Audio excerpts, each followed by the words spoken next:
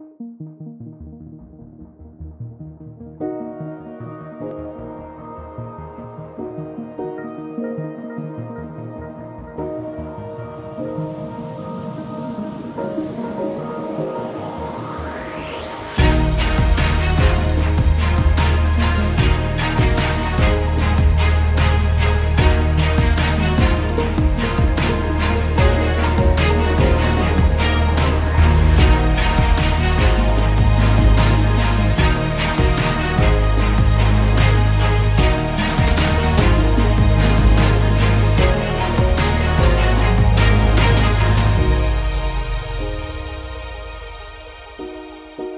warahmatullahi wabarakatuh. Pada kesempatan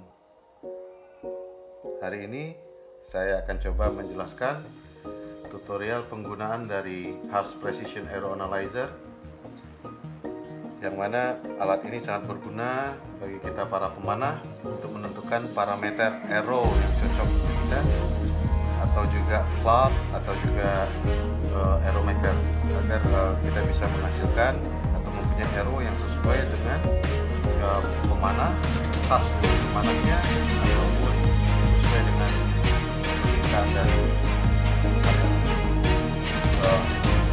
Yang juga tujuan dari tutorial ini adalah agar memudahkan para pemain aero analyzer akan mengukur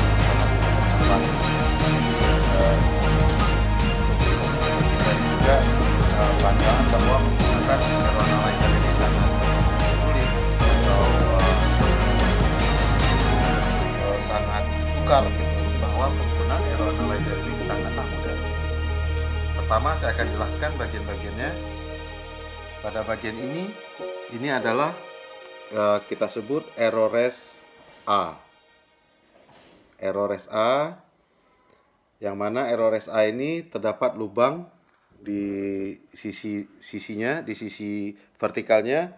Bisa juga fungsinya adalah untuk memasukkan poin. Bisa juga untuk memasukkan poin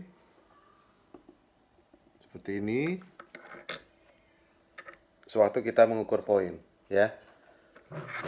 Selain posisi seperti itu, poin juga bisa diletakkan begini atau ditaruh aja di atasnya seperti ini. Baik, bagian ini adalah AeroRes B, yang mana ciri khasnya AeroRes B ini mempunyai cuakan, ya. Gunanya adalah untuk agar kita bisa memasukkan atau men-slide bulu atau fan kita di dalam ini. Jadi tidak lagi mengukur dengan posisi begini, karena bulunya atau fansnya tidak masuk, ya. Tapi bisa kita slide seperti ini. Begitu. Ya, ini berguna untuk kita dalam mengukur FOC. Karena FOC harus balance, ya, posisi kiri dan kanan, nanti saya jelaskan. Dan ini adalah referensi tinggi, yang mana ini berguna untuk mengatur jarak antara atas dari center pad dengan bagian bawah dari shaft kita, misalnya begini. Tuh.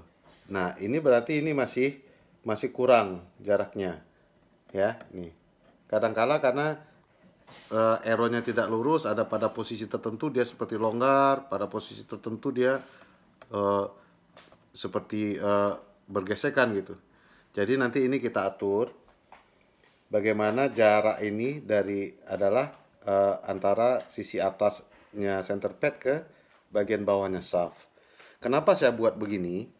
Karena ini untuk mengakomodir aero-aero yang bukan paralel. Misalnya aero taper atau aero barrel.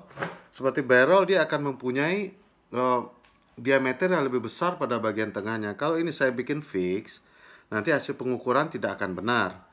Dan yang benar itu adalah sebenarnya seperti ini. Kita harus menyesuaikan jaraknya. Jadi kalau aero barrel dia mempunyai diameter tengah yang lebih besar, berarti posisi ini harus kita turunkan supaya dia tetap dalam jarak setengah inci jaraknya ya. Pada alat saya ada setengah inci, ada 0,4, tergantung desainnya. Baik, nah ini adalah center pad, yang mana ini ada baut, ini adalah drat ya, bisa naik turun, bisa kita setel ya tingginya. Dan ini adalah layarnya, display, yang mana display ini akan menampilkan hasil pengukuran kita. Nah ini adalah tombol. Tombol ini mempunyai 3 fungsi, yaitu putaran ke kanan, putaran ke kiri, dan klik atau push. Baik, kita mulai saja. Pertama, kita colokkan adaptor.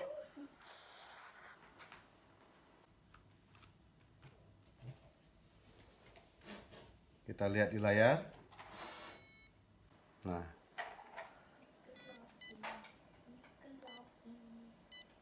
tadi mungkin teman-teman melihat ada tampilan berupa speaker. Ini berarti soundnya on. Kalau teman-teman putar ke kiri, nah ini di mute, alat akan mute. Kadang-kala kita perlu ketenangan, ya udah kita mute. Dan kalau kita ingin menghidupkan nadanya lagi, kita putar ke kanan. Ya, begitu ya. Baik. Pertama, cara pengukuran poin. Pada posisi put arrow ini maksudnya adalah alat berada dalam posisi standby, yang mana alat ini siap dalam menerima perintah kita. Perlu diperhatikan juga, sewaktu kita menghidupkan alat, jangan sampai ada sesuatu di atas arrow rest seperti poin atau arrow masih berada di atasnya, terus alat kita hidupkan, nanti hasil pengukuran tidak akan benar, karena alat akan ngereset dan menghitung arrow kita ini sebagai beban 0 nantinya. Maka sewaktu kita menghidupkan, jangan sampai ada sesuatu pun di atas arrow rest. Baik, kita lanjut. Pengukuran poin.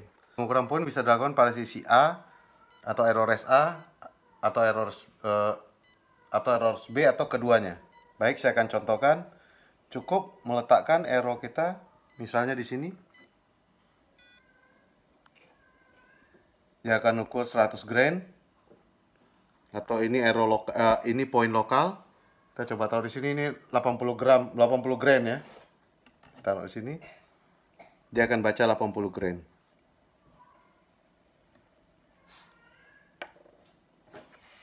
Udah. Nah, kalau beban kita hilangkan dari atas arrow rest, dia akan kembali ke posisi standby. Nah, sekarang kita akan mengukur berat shaft atau arrow kita.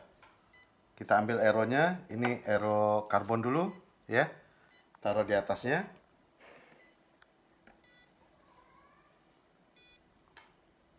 Nah, kita lihat dia akan membaca 26,3.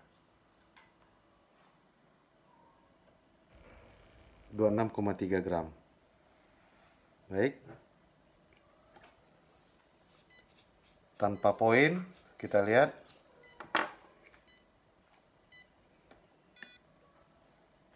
Nah, tanpa poin, arrow karbon ini akan sangat ringan sekali. Jadi dia akan membaca seolah-olah ini adalah poin. Baik, untuk mengembalikannya kepada pengukuran shaft, kita tinggal klik ini. Nah, dia akan ukur shaft 19,8 gram, 305 grain. Ya, jadi begitulah kalau arrow sangat ringan, dia akan menganggap poin. Kita tinggal pencet tombolnya, dia akan kembali menganggap ini adalah sebuah shaft.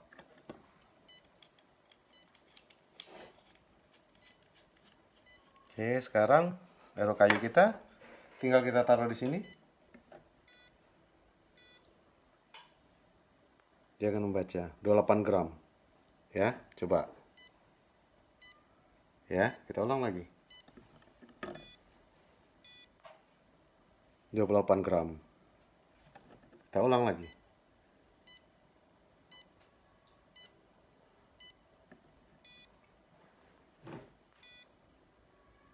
gram.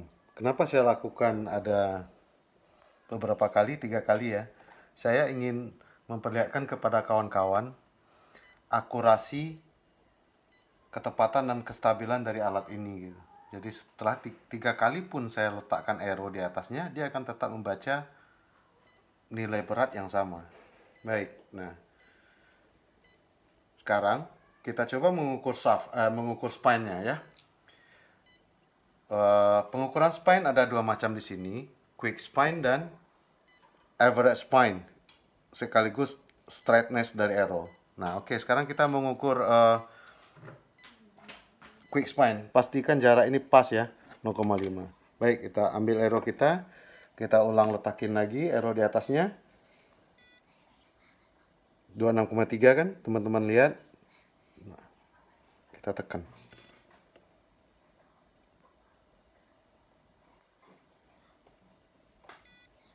Stop band, kita lepaskan. 401. Nah, ini udah akurat. Arrow ini adalah arrow original dari Biman ya. Spine ASTM-nya 400 ini arrow ini. Ini spine-nya 400. Kalau bisa dibaca itu. Spine-nya 400, di sini kita dapat 401. Ya, berarti begitulah akurat ya. Untuk pengukuran average spine ya.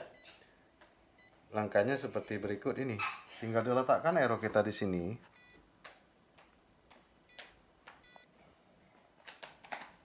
Oke. Dia akan ukur berat 26,3. Setelah mengukur berat baru kita tekan ke arah center pad.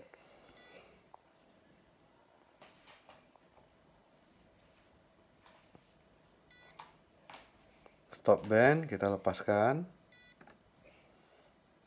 396. Baik. Kalau untuk average spine, langkah yang kita lakukan selanjutnya, kita tekan tombol ini sampai keluar, rotate 180 derajat. Kita rotate 180 derajat arrow-nya. Bend arrow, kita bend arrow-nya. Stop bend.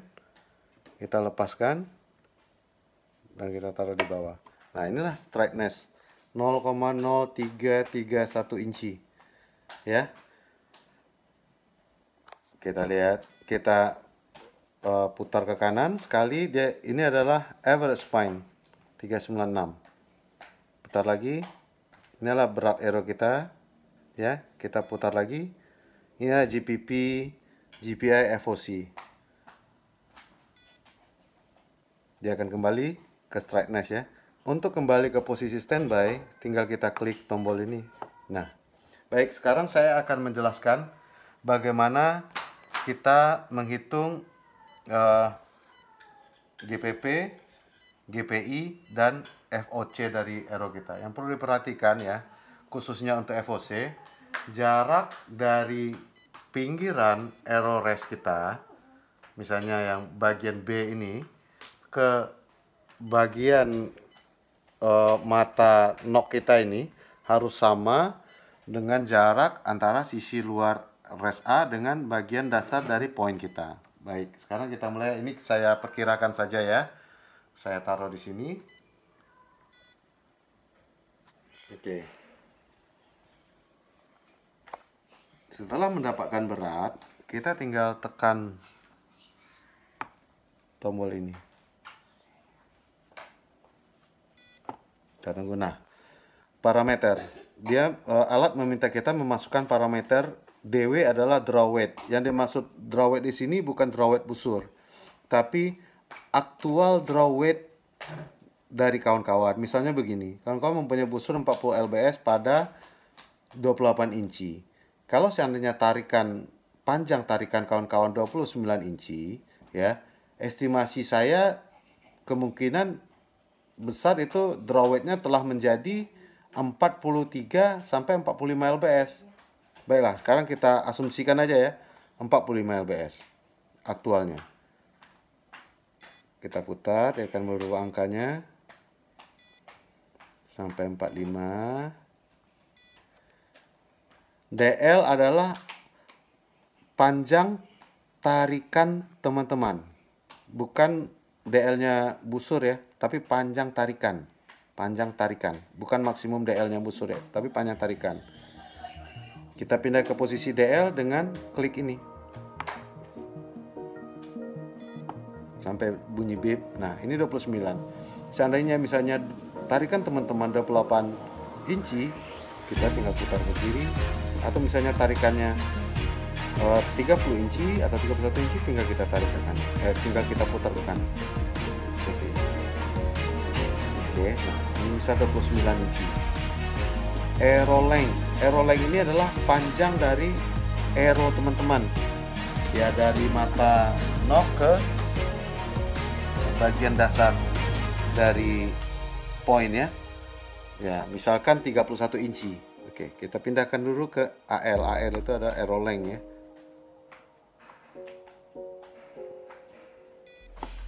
Oke, arrow length. Nah, inilah parameter kita. Kita klik sekali lagi.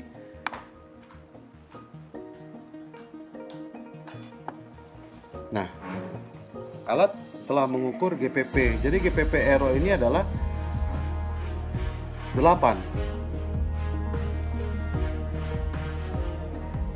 GPI-nya adalah 13.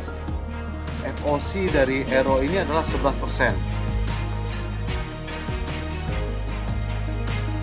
Nah, inilah cara menghitung GPP, GPI, dan FOC. Saya harap kawan-kawan bisa mengerti, dan kalau ada pertanyaan silakan hubungi saya. Ya. Baik, tutorial singkat dari saya hari ini